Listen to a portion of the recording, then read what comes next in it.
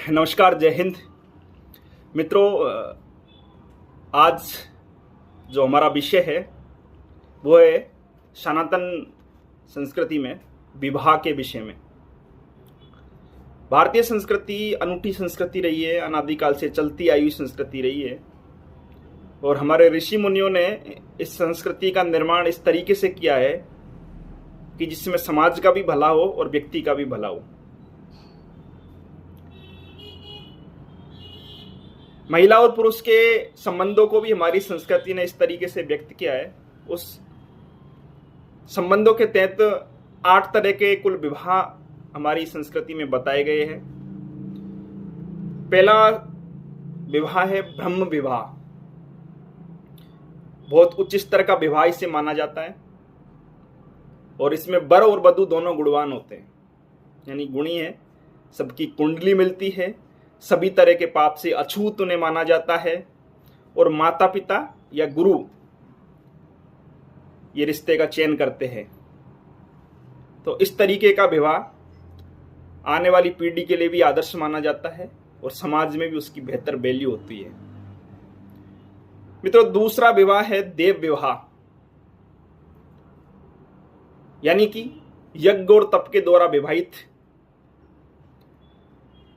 और इस तरह की पीढ़ी के विवाह के बाद में आने वाली पीढ़ी बहुत ही योग्य होती है, मार्गदर्शक होती है, यानी कि उसे भी हमारी संस्कृति में एक आदर्श विवाह बोला जाता है। तीसरा विवाह है आर्ष विवाह। आर्ष विवाह यानी वर जो दूल्हा होता है वो कन्या शुल्क के साथ याचना करके, अब इसे आप दहेज वाला विषय कह सकते हो, कन्या शुल्क के साथ याचना कर विवाह करता है। चौथा विवाह है वो प्राजापत्य विवाह है और ये सबसे उत्तम विवाह है और सामान्य समाज में ये विवाह है। उत्तम चरित्र और गुणवान वधू और वर दोनों के बीच में जो विवाह होता है उसे प्रजापत्य विवाह कहते हैं। इनकी संतान को अति उत्तम बताया गया है। 5वें नंबर का विवाह है वो है आसुर विवाह, जैसा कि शब्द ही बता रहा, आसुर यानी दैत्य।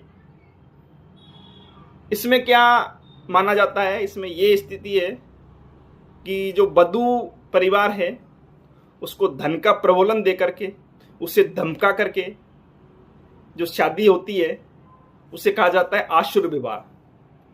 और ऐसा कहते हैं इसमें संतान बहुत ही अयोग्य होती है। अगला विवाह है गांधर्व विवाह, 6ठे नंबर का, और जिसे हम सामान्य भाषा में प्रेम विवाह कहते हैं। दूल्हा और दुल्हन आपसी अनुराग के साथ में, आपसी प्रेम के साथ में, एक साथ मिलकर के रहने की इच्छा के साथ में जो शादी करते हैं यानी प्रेम विवाह करते हैं उसे गांधर्व विवाह कहा गया है। इसे भी उत्तम विवाह माना गया है हमारे समाज में, इसकी अच्छी स्वीकार्यता है और इतिहास में हम लोग पलट करके देखें तो गांधर्व विवाह के काफी उदाहरण मिलते हैं। अर्जुन का विवाह हुआ था सुभद्रा के साथ में, तो गांधर्व विवाह का भगवान श्री कृष्ण ने खुद साथ दिया था उसमें सुभद्रा का, तो उसे गांधर्व विवाह कह सकते हैं। अगला विवाह राक्षस विवाह।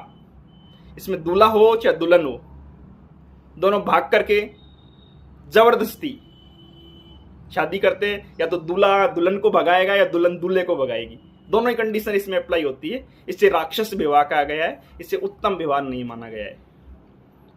8वें नंबर का विवाह है वो पिशाच विवाह, यानी कि कुतंत्र के माध्यम से, छल कपट के माध्यम से जबरदस्ती होने वाला। इसमें बिल्कुल भी वर और वधू दोनों की इच्छा नहीं होती, ना ही परिवार की इच्छा होती है। तो इस तरह के विवाह को पिशाच विवाह माना गया है हमारे समाज में और ये अत्यंत घटिया किस्म का विवाह माना गया है जिसमें जबरदस्ती से विवाह किया जाता है।